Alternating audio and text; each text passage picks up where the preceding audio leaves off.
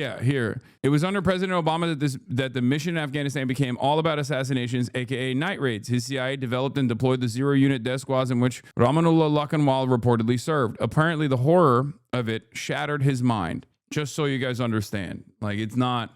This isn't a new thing. This isn't a new phenomena. Yeah, 29-year-old Afghan man who shot two nearly sworn-in West Virginia National Guards members in Washington, D.C. had previously worked with CIA-backed militias in Kandahar, the agency confirmed. Rahmanullah Lakhanwal entered the U.S. in 2021 under Operation Allies Welcome and received asylum this year under Trump, according to CIA Director John Ratcliffe.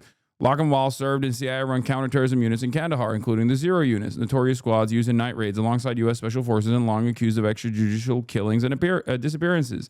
The New York Times reported that a childhood friend said Lakhanwal could not tolerate the violence of the CIA-backed unit he served in. Prosecutors say he carried out a planned targeted attack yesterday with a .357 revolver before being shot and detained. Both Guard members remain in critical condition. The FBI is treating the case as terrorism, and the USCIS has halted all Afghan immigration requests. Here's a video from early on of Democracy Now! In 2010 with friend of the show, Jeremy Scahill, discussing American night raid operations in Afghanistan. When you think about the collective punishment that's been meted out against people based largely on false intelligence, you understand why the United States is failing in Afghanistan. And we went there and we were welcomed into their home. I mean, what really was humbling is for most people that are targeted in these night raids, the only Americans they've ever met are the people that killed their loved ones and me and Rick. And in fact, one elder in a family that we went to visit said to our translator, and we found out about this later, you know, first the Americans kill us and then they want to put us on camera. We were in this family's compound where this man, you know, 8 people were gunned down, and U.S. forces threw a fragmentation grenade into a courtyard where children were sleeping outside because it was hot. And multiple children got hit with fragments of this in the face and the stomach, and we saw the injuries on these children. You know, what crime did they commit? People in these areas thought bandits were coming in the middle of the night. No one comes into the homes of Muslims in Afghanistan at night except bandits or the Taliban is how people perceive it. So they fight back, and then the U.S. says, well, they fired at us. This little girl comes up to Rick and I, you know, who we had seen her playing in the background when we were interviewing her father, and she came up to us and she said to our translator, I have something I want to say to them. How old was she? She was, I don't know, maybe 4 to 6, and she actually was the niece of the guy that we were interviewing, and she came up to us and she said, my daddy wasn't a Talib, but the Americans killed him anyway. You know, and it wasn't a staged thing or anything. We had watched her the whole time playing there, and she came up. We went to another place in Paktia province where this little girl was sort of weaving back and forth and saying, repeating this thing, and Rick was filming her, and we were thinking that she was just playing, and we were filming a kid playing in a courtyard, and our translator had a tear going down his face, and we said, what did she say? And he said she was reciting all the members of her family that were killed in the night raid. They killed my mommy, they killed my aunt, they killed my uncle. You know, and she was a kid playing, and this is a kid who's 3 or 4 years old. We met a kid who had been shot in the stomach and in another place by U.S. Special Operations Forces. They literally shot the speech out of him. He couldn't speak. So we're in this place in Paktia province, and we're interviewing all these people, and there's this kid, and we see this gaping wound in his stomach, and the translator asks him a question, and he's just kind of going like this. And then someone says that he can't speak. And he just puts his hand in front of his face and just starts wailing in front of our camera going, ah! He wasn't like that before this incident. He is so traumatized. He got shot in his stomach that he literally can't speak anymore. And so when you think about the collective punishment that's being meted out against people based largely on false intelligence, you understand why the U.S. is failing in Afghanistan. The insurgency is spreading. We are now the bad guys. We've been the bad guys. We've been the bad guys. That's why it's frustrating when I try to say that we don't have to be. We don't have to be the bad guys, but we have been consistently. And then whenever I talk about how we don't have to be the bad guys and we shouldn't be the bad guys, as a matter of fact, people fucking yell at me and say, oh, you must hate America. Back in the day, it used to be almost exclusive to the likes of Steven Crowder. Oh, if you don't like it, why don't you leave? That clip is from 15 years ago, by the way. That clip is from 2010. And it's crazy that back in the day, it was mostly just like the Steven Crowders of the world who would screech about this shit. But now liberals do it too. Everyone is so swept away with this false sense of patriotism. That far from being deterred, the commander-in-chief, our president, is sending 500 more troops to the city to show that no terrorism will sway us. And also having a conversation tonight with America, the conversation that we have to have with President Trump saying that Joe Biden, the Biden administration, the Democrats have inflicted on this nation the worst national security threat in our history. We've never faced a threat like this.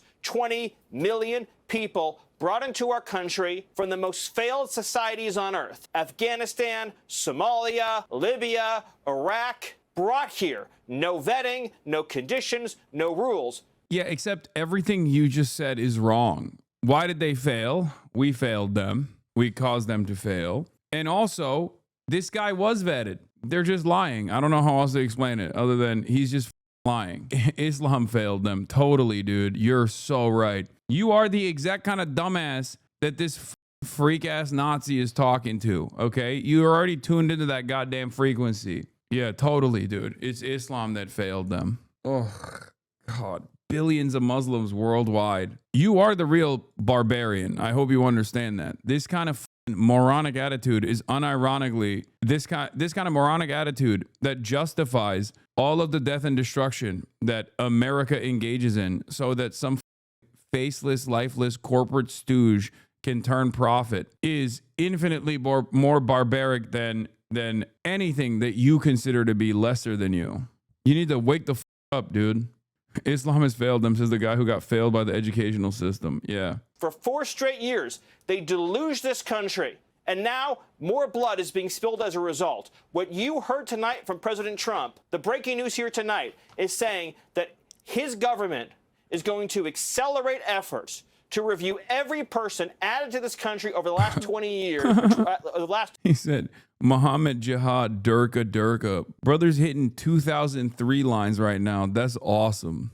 I cannot think of a sadder way to spend your Thanksgiving, dude. Jesus Christ. He's not wrong on the immigration part, though. What the are you talking about, dude? What the are you talking about? This guy is our guy. Once again, there is very little daylight between what this guy did and what like the 17 other veterans that either burned a church down or engaged in mass shootings or did like a police assisted suicide in the last 8 months. You're an idiot. Name a single other mass shooting. Yeah, Americans famously never commit mass shootings. Well, if you think about it, being racist on Thanksgiving is the OG kind of way to celebrate. Okay, true. That is actually in the spirit of Thanksgiving when you really think about it. Now, obviously, if you're illegal, you're out automatically. But everybody else who was brought here, refugee, asylum status, whatever status.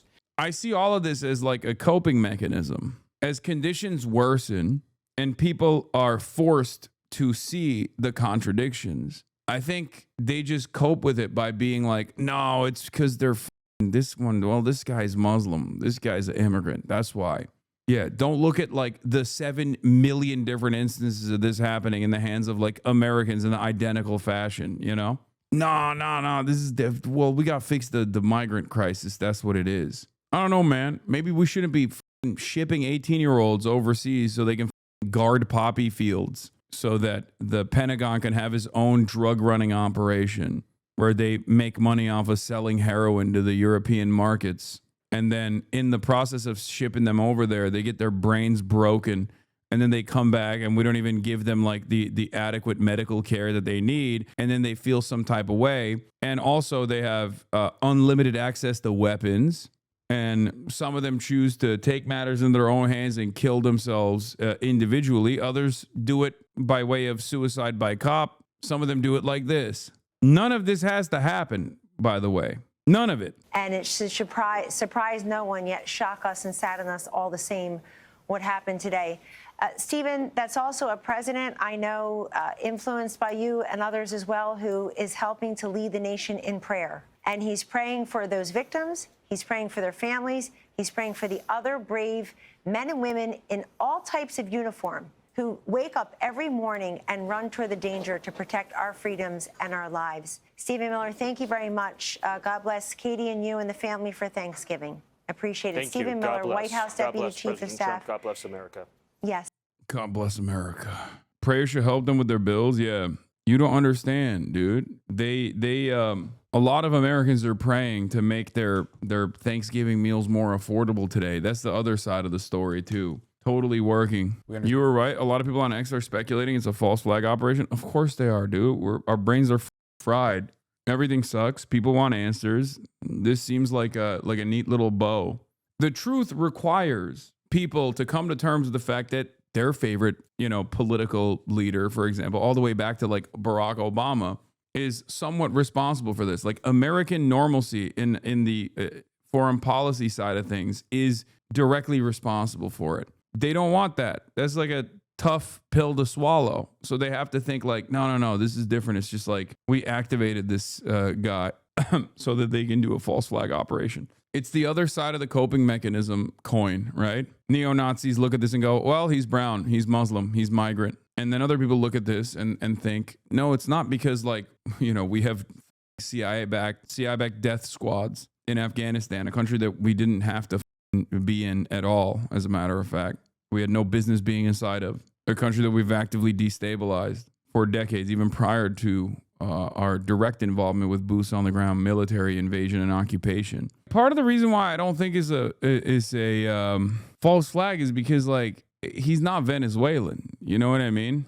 I feel like this doesn't benefit the administration as much. It seems more so that they're opportunists that are taking advantage of the situation. Like a false flag would be if this guy was like saying he's Antifa or, he's just like a card carrying leftist Antifa guy, or if he's like Venezuelan and, we have to go and do something about it. Even better if he's a Hamas/Hezbollah illegal from Venezuela. Exactly. Shooter is a transgender Venezuelan national that was engaging in drug trafficking for Cartel de las Rosas or whatever, working directly with Maduro and also Hamas. The obsession with vetting is just a distraction. It's going to fail occasionally. No system is 100% perfect. What do you mean? There's no indication that this dude was going to snap. What do you why? How would the vetting show? If the vetting is looking for criminal associations or associations with known terror groups, and the vetting is being done by the CIA, and the CIA itself has made this guy into a fucking terrorist, of course, that's not something that they're looking for in the vetting. So the vetting didn't even fail in this regard, is what I mean. Like sometimes vetting can fail. This is not even an instance where the vetting failed. If this in fact turns out to be, no one's gonna be like, hey, is there a moment where you will snap in the future?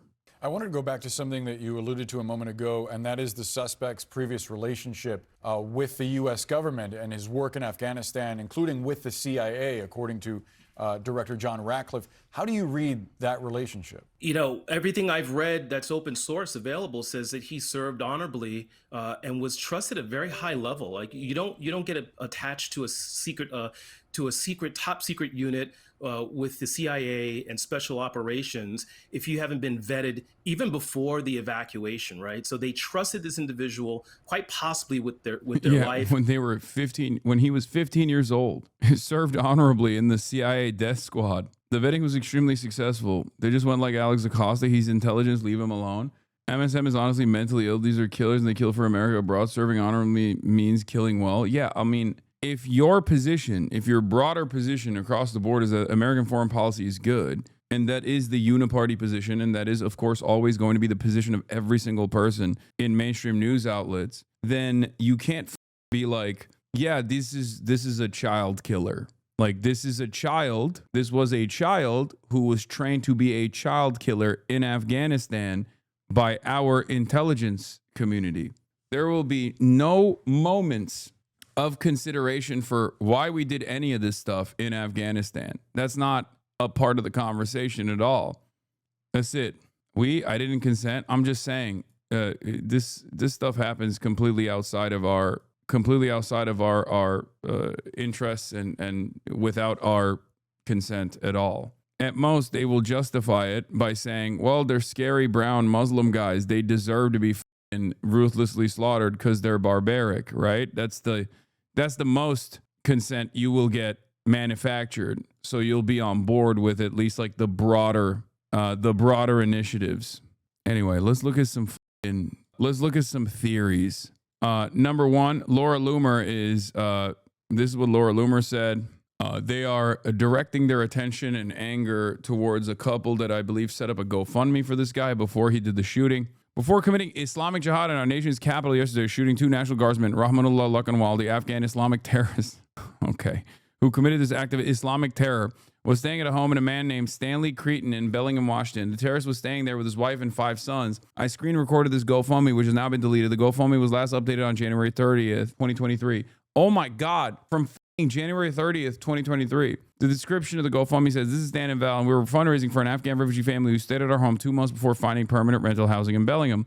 Rahmanullah and Kamila have 5 wonderful boys, ages 11 to 2. Before being evacuated to the U.S. on September 2021, Rahmanullah served for 11 years as a member of the Afghan Special Forces alongside U.S. service members fighting the Taliban. The GoFundMe was from 2021, and the last update for the GoFundMe was in 2023. And Laura Loomer is going after the people that thought that they were being helpful to a dude and his whole family. That's crazy. This is an opportunity for you to help a truly wonderful family. They left Afghanistan with nothing and they need household and kitchen items of all kinds. Looks like the authorities need to go pay Stan and Val a visit to find out why they provided this jihadi and his family aid and comfort. Oh my God, she is so disgusting. There should be consequences for people in our country who provide safe haven to Islamic jihadists under suicidal empathy. The public, if you want to get angry at someone, you should get angry at the CIA, dumbass. The fuck do you mean? God, what a gross psychopath. I can't even look at this shit, dude. Lunatic. 2 weeks ago, General Flynn predicted on my show that elements of the CIA would activate Islamic sleeper cells in the United States in the coming months. Hell yeah. Alex Jones, give me some of that good shit. 2 weeks ago, on my syndicated broadcast, General Flynn, the former head of the Defense Intelligence Agency, predicted that in the coming months, or even weeks, the deep state CIA elements, ally of the Democratic Party, with Communist China, Venezuela, and others, would begin triggering sleeper cells inside the United States, particularly Islamic. I'll post the interview below. He was on my broadcast yesterday and pointed out that all the evidence is clear. We've also had whistleblowers that have talked to Jesse Waters and others at Fox from inside the CIA, that this whole program with the seditious 6 and the script they were given, Brennan's the handler, former head of the CIA, from my analysis, this whole operation they've been running of implying Trump's putting out illegal orders is ahead of major events to destabilize the United States with different paramilitary forces. And then when Trump tries to call it the military, the corporate media would already pre-planted the idea that his orders are illegal. This is sedition.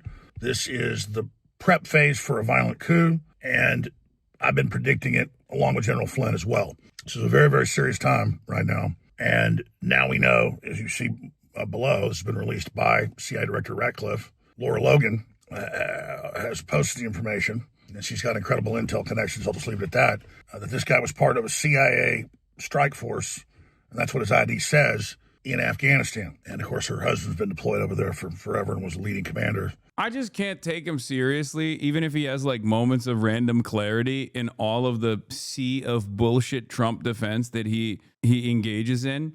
Because, like, this is Alex Jones's, like, aha moment in his career, right? The deep state pedophiles have been outed with Jeffrey Epstein. And he's like, oh, it's just actually not that significant. Don't even worry about the Jeffrey Epstein stuff because I love Donald Trump and he would never actually f kids. Like, how can you spend your entire conspiracy theory career talking about deep state pedophiles, working with Israel, working with the CIA, and then you have a deep state pedophile who was an Israeli and American intelligence asset, only to turn around and be like, yeah, actually, the entire thing that my career hinged on is true, and I can't even say it is because I love sucking Donald Trump's penis. It's awesome. Thank God, dude.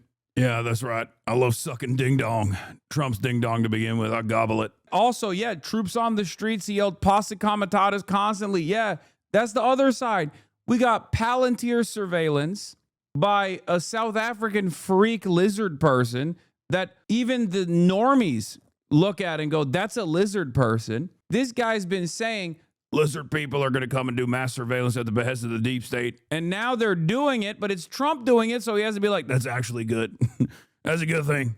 Troops, National Guards troops being domestically sent to U.S. cities to do black bagging operations. Literally happening. Trump building his own Gestapo.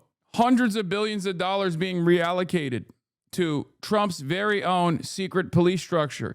Every single thing that this man has talked about is currently happening, but the guy doing it is his buddy. So he's just sitting there being like, no, actually, this is the ICE Gestapo comparison is actually quite anti-Semitic. This is a major message to Trump. This is a probe. This was just literally hundreds of feet away from the fence at the White House. And there's going to be more of this. So people better get ready. This is very, very, very, very, very serious. Of course, Biden brought hundreds of thousands of these people into the country, and they need to be deported. The media's trying to spin it now. Oh, that's the, oh, dude. Yeah, it's a black flag operation. It's a false flag operation. But also, even though I'm recognizing that it's a false flag operation, I personally believe that we should actually follow the ambitions of the federal government doing the false flag operation. Because the Trump administration approved one level of his asylum last year. But that's just because that's part of the larger process. Okay. So Trump didn't do the false flag. It's someone else in the deep state trying to ruin Donald Trump. Makes sense. Yeah. And Trump was duped into, the Trump administration was actually duped by the deep state pedophiles, not Jeffrey Epstein, though. That Biden set up.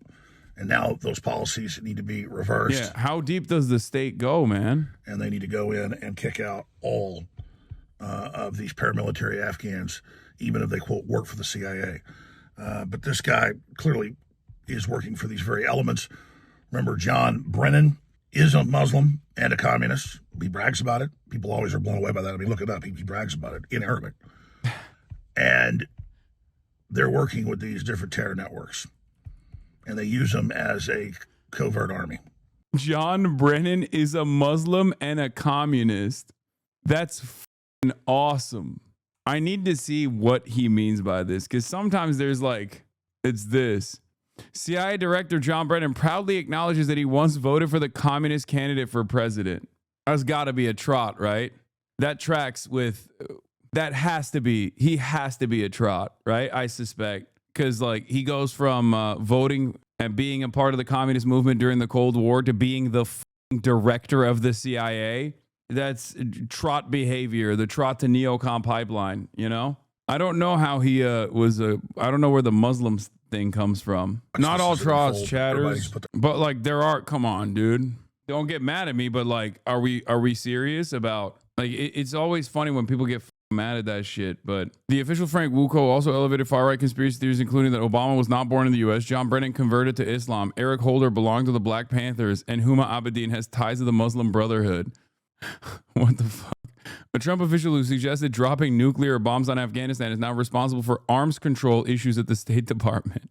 Remember the guy who recently died, Horowitz? He was a trot too. He had a different evolution. And in the nicest assessment possible, Western capitalist ideologues absolutely utilized a lot of his later work in designing some of the most successful anti-communist propaganda that was implemented during the Cold War. There are a lot of people that started as trots that became neocons in America, like a lot. Well, joining me now is the lawyer and former head of Human Rights Watch, Kenneth Roth. If you're a US citizen or green card holder from any of these 19 countries, or probably a few more, you're probably living in fear of being grabbed by one of these hooded federal agents. What legal protection do you have? I mean, quite a few. Once you are a US citizen, even if by way of naturalization, you cannot have that taken away unless there was fraud found in your application. That's very difficult to prove. If you look at this particular case, I mean, Trump goes on and on about why did his administration grant asylum to this Afghan man. They knew all about him. He was completely vetted. This was the guy who was a member of a so-called zero unit working with the CIA that was essentially a death squad in Afghanistan. The Trump administration knew all that and admitted him anyway. Now, he's said to have had mental health problems. One can understand that as a response to being in a death squad. I'm confused. Was he like a child conscript or he volunteered to be a CIA slaughterer? Bro was 15 in Afghanistan. Like I don't think you're capable of making any sort of decisions at that point. He was a child soldier. The CIA literally tapped him as a child soldier. What do you mean volunteered? He was 15 in Afghanistan. The level of poverty in that situation is, I mean, he was groomed to be a CIA death squad member. It's interesting. People are quick to notice the grooming and recruitment of a minor for sex, but not for war crimes. Unfortunately, chatter, I don't think people are quick to notice the grooming and recruitment of a minor for sex either. It's just where we're at right now. people who are already in the United States, they have a right to seek asylum. That's a judicial decision. Trump can't just say, no, you're not going to get asylum. If they actually have a credible fear of persecution if sent back, they're entitled to stay. Now, where Trump has much more leeway is around refugees outside the United States who have petitioned to come to the United States. And Trump has radically reduced the number of refugee admissions from 125,000 that typically come in to just roughly 7,000. I mean, a radical reduction. And he wants to reserve a lot of those for white South Africans fleeing what he claims is a huge problem of racist violence in South Africa that, again, most people don't see. Yeah, that's the real add insult to injury moment where it's like, oh yeah, white refugees from South Africa are actually experiencing white genocide and we must bring in more of them, when the overwhelming majority of white people in South Africa are laughing at that notion and saying it's ridiculous. Meanwhile, everyone else that is like actually from areas that we have destroyed that want a better life, well, fuck those people. But Cubans are also on this list, aren't they? I mean, the Cubans, the Venezuelans, and, that's the irony here. And Marco Rubio has, in a sense, given up his past.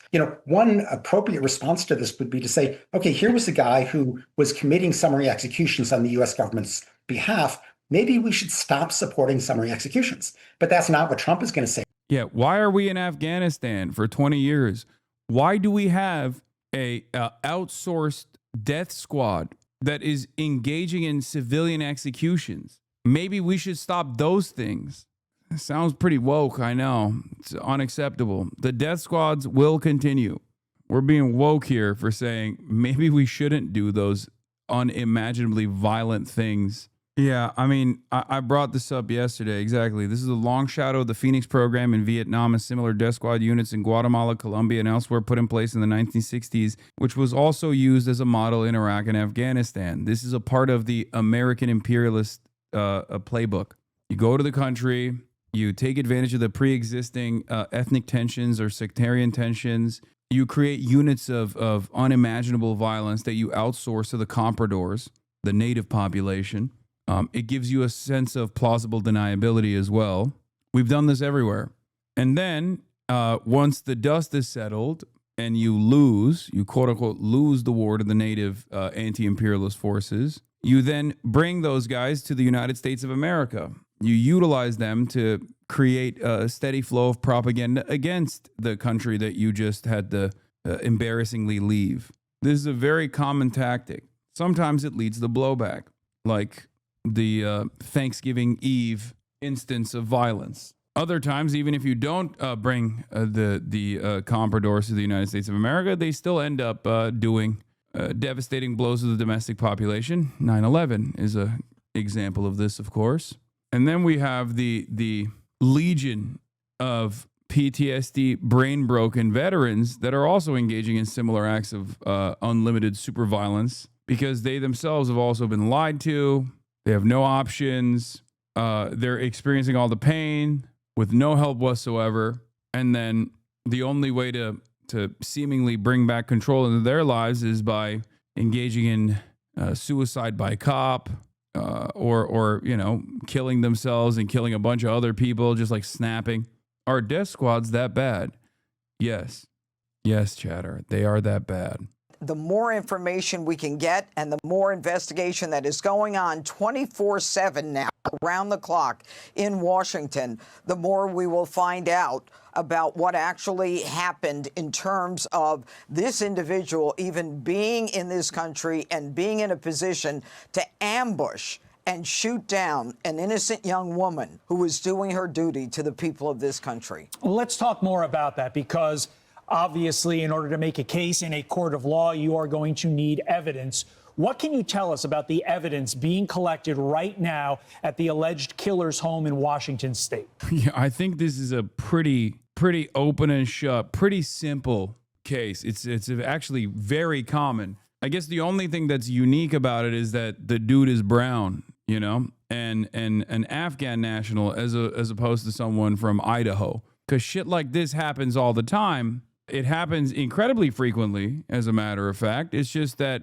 the very fact that he's a CIA death squad guy who is an Afghan national is the unique component. He has the same exact type of PTSD due to the same exact type of heinous crimes committed by many of our homegrown veterans that went and got shipped off to Afghanistan. It's not the same? What? Not National Guard, really? It's not the same? What are you talking about? I'm talking about like Spec Ops guys that come back and snap and kill their families. That's what I'm talking about. Like there was a literal Marine veteran that rammed his goddamn F-150 Ford pickup truck, a MAGA supporter, into a Mormon church not that long ago, like only a couple months ago. When these people are like, oh, I wonder what happened, it's like, it's a pretty common story. Yeah, a few months ago, a white male veteran shot up in a boat, shot up an entire boat restaurant in North Carolina. These things happen pretty frequently. The reason why the administration doesn't make a big fuss about it is because they'd rather brush it under the rug and act as though it's not that significant of a problem. I mean, the very first day of the administration, you had the I feel like Batman or Halo guy, another Green Beret who got a Cybertruck off a Turo, drove it to the Trump Towers in Las Vegas, and blew himself up. What are we talking about? It's been like that since the first day of the admin. At a certain point, you got to be like, hey, what's happening here? What's going on?